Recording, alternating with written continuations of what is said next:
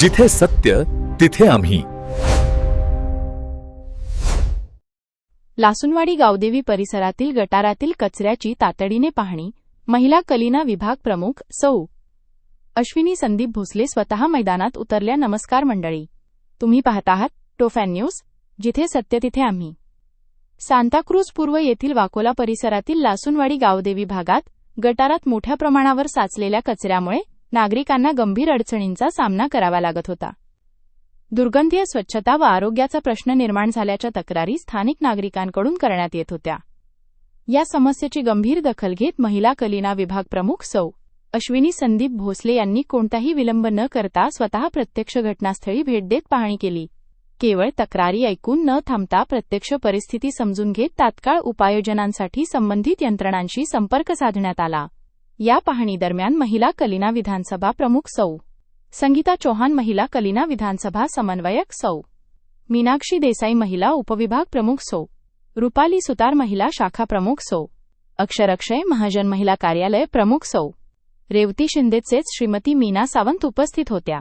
सर्व कार्यकर्त्यांनी एकत्र येत स्थानिक नागरिकांशी संवाद साधला व त्यांच्या अडचणी समजून घेतल्या. या संपूर्ण पाहणी व जनतेच्या प्रश्नांची सखोल पडताळणी करताना तुफान न्यूजची टीमही घटनास्थळी उपस्थित होती. मुख्य संपादक संदीप भोसले यांनी आपल्या टीमसह या समस्येचे वास्तव जनतेसमोर मांडण्याची भूमिका घेतली. स्थानिक नागरिकांनी महिला कलिना विभाग प्रमुख सौ. अश्विनी संदीप भोसले यांच्या तत्परतेचे व प्रत्यक्ष मैदानात उतरून काम करण्याच्या भूमिकेचे कौतुक करत अशा जबाबदार नेतृत्वाची गरज असल्याची भावना व्यक्त केली.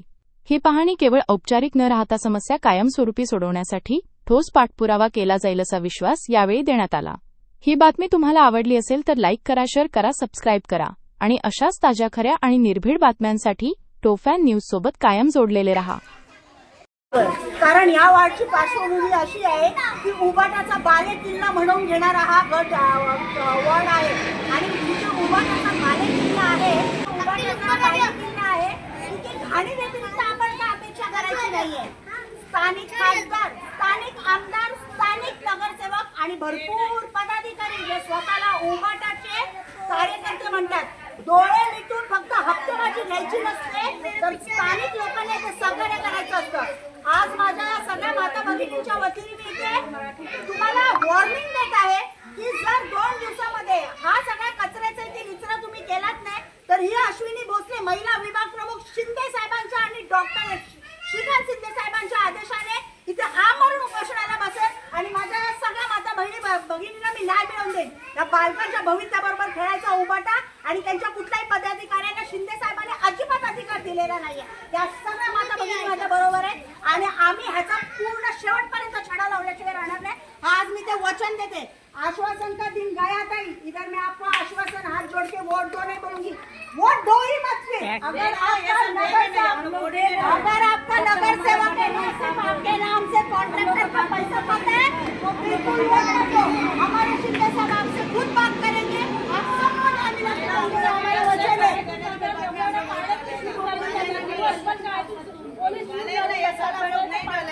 नमस्कार.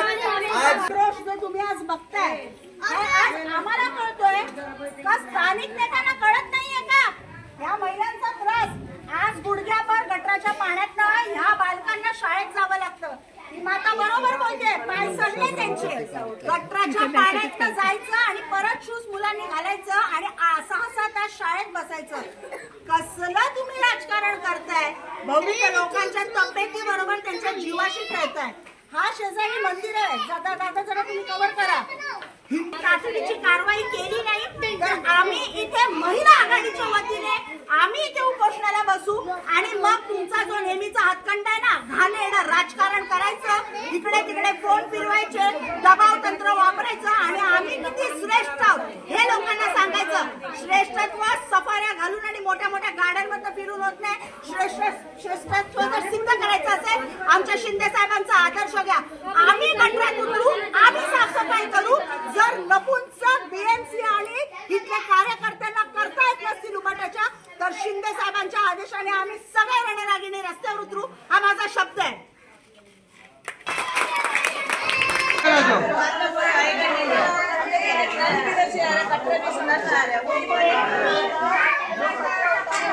कोई आ रहा नहीं है.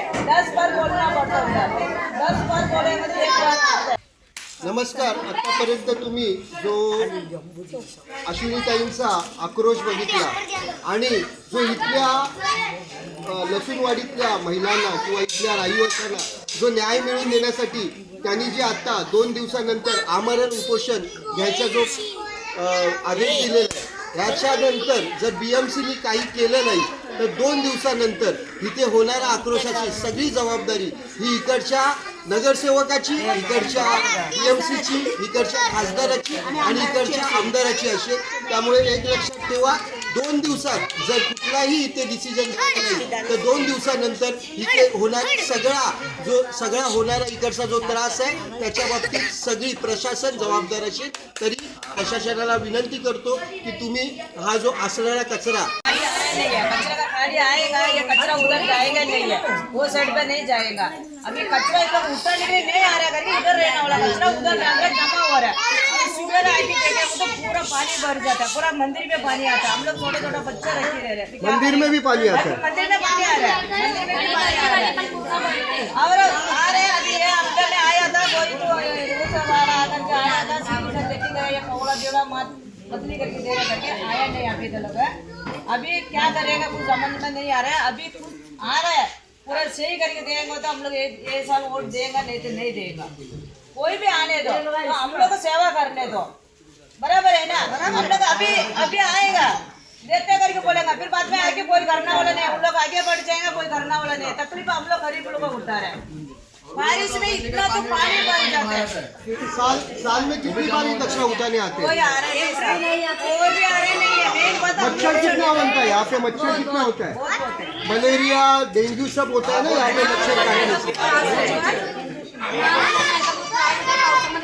पाणी जातं आणि गरीब लोकांना खूप त्रास होतो. कारण एवढ्या शाळेतली मुलं लहान लहान इथे राहतात आहे, त्यांना एवढं पाण्यात इथून जावं लागतं. आणि आमच्या एवढ्या कमरेवरून पाणी भरलं. लोकांच्या अंदाजमध्ये 4-5 हजारचं काम करून त्यांनी बनवलं. कारण कचरा साफ करके जाएगा तो कचरा उठेगा ऊपर ही डालेगा. वो भी उठाने के लिए आ रहा है नहीं. पाणी तुंबतंय, परत कचरा निघायला जाते तर पोरी तुंबणारच. मग लोक काम कसं करणार? त्या भांडी आम्ही कपडे भांडी सगळं करणार. हा, गल्लीतून मुलं शाळेत जातात. हा, पावसामध्ये प्रत्येक पब्लिकचा हाल होतोय ना. आता झालं, निवडणूक झाली, पावसामध्ये तर माणसाने काय करायचं? रस्ते खराब, खड्डे तर खराब, ऍक्सिडेंट होतात आहे. हा, ताईनी आता जे तुम्हाला सांगितलं की 2 दिवसात जर हा कचरा उचलला नाही गेला आणि 89 मध्ये जर कचरा कुठेही आता दिसला तर तुम्ही ताईंबरोबर कसे उभ्या राहणार? बरोबर, पाठी राहावंच लागणार. सगळं आम्हाला सगळं हे सपोर्ट भेटणार ना. आणि ते इथला कचरा आणि गल्लीतला कचरा प्रत्येक गल्ली साफ करा. कारण का गल्ली साफ नाही झाली, घरात पाणी तुंबत आहे. कारण आता काय झालं, गल्ली आता खाली झाले आणि कचरा पूर्ण गल्लीत जातोय. गल्ली बनलीच नाही तर मग पावसामध्ये ते झालं ना, पब्लिकच्या घरात पाणी जातंय, मुलीच जातंय. नाला किती वेळात भरतो? म्हणजे एक दिवस जास्त पडला. तुम्ही सांगता बिगर पावसाळा पण आपल्याला वाहतो ना, आणि सकाळचं जेव्हा जास्त पाणी सुटतं.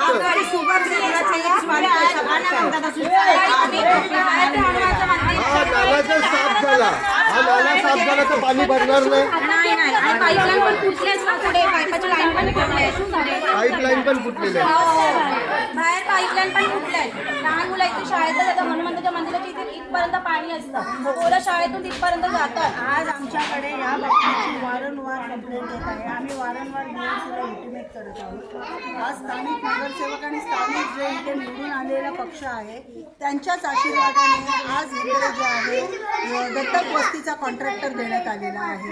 आज बायकांना खूप वेळा हेच सांगितलेलं आहे, दत्तक वस्तीला कॉन्ट्रॅक्ट यासाठी दिला जातो की त्यांनी ह्या प्रत्येक माता भगिनीच्या घरातनं जायचं आहे आणि कचरा उचलायचा आहे, परिसर स्वच्छ ठेवायचा आहे. परंतु ह्या वॉर्डमध्ये दत्तक वस्तीचं काम विपरीत चालतं. हे फक्त कॉन्ट्रॅक्ट घ्यायचे, कॉन्ट्रॅक्टची टक्केवारी बसलेल्या खुर्चीवरच्यांना द्यायचं आणि काम करायचं नाही. 10-20 माणसांचा कॉन्ट्रॅक्टच्या हिशोबाने BMCकडनं पैसे घ्यायचे, परंतु कामाला 2 माणसं सुद्धा नाही. अहो, जिथे त्या गल्लीमधनं परमेश्वर करू नये असं हो, पण जर एखाद्या व्यक्तीचा काही अपघात झाला तर त्या व्यक्तीला 2 माणसं ग्रुपमध्ये रस्त्यामध्ये हॉस्पिटलमध्ये घेऊन जाऊ शकणार नाही. इकडे त्यांना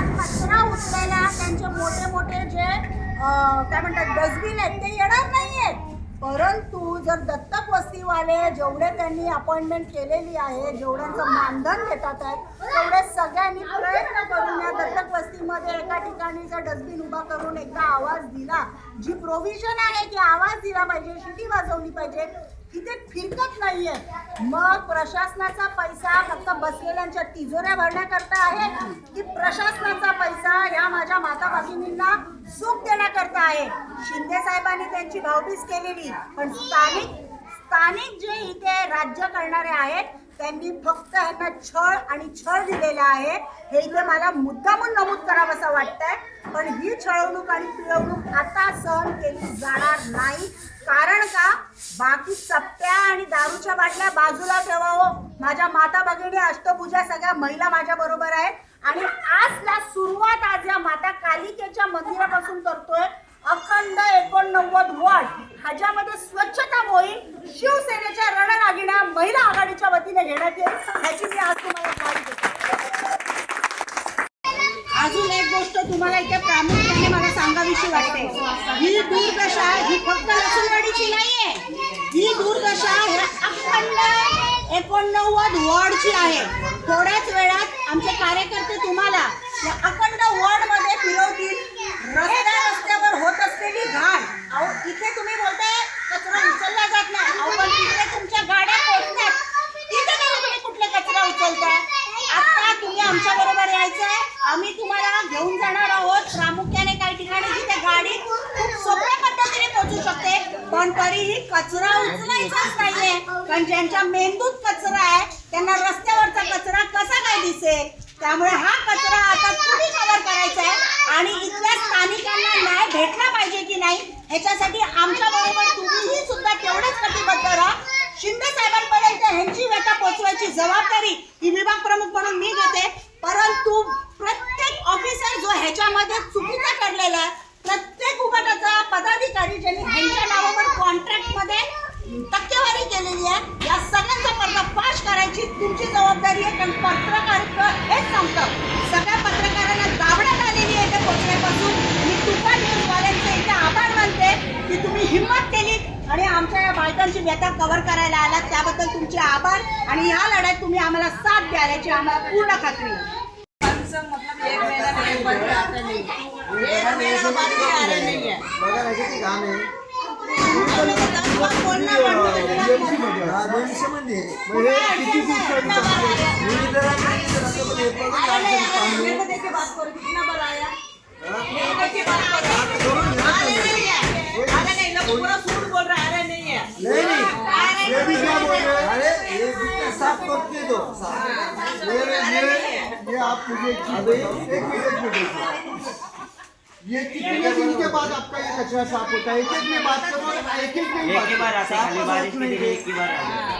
बारिश के लिए बाकी टाइम ये कभी नहीं आते. बारिश का टाइम कौन आ रहा है? वो आया था एक ही बार. बारिश का टाइम में आप